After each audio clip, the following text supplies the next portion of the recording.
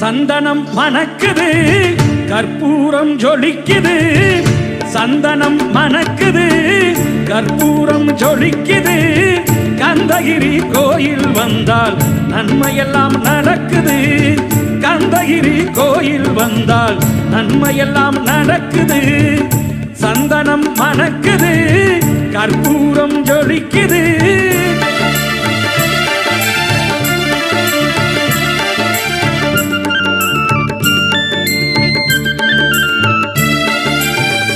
நித்தமும் பாலிலே நீராட்டுவோம் பச்சை நிறத்திலே பட்டாடை நாம் கட்டுவோம் நித்தமும் பாலிலே நீராட்டுவோம் பச்சை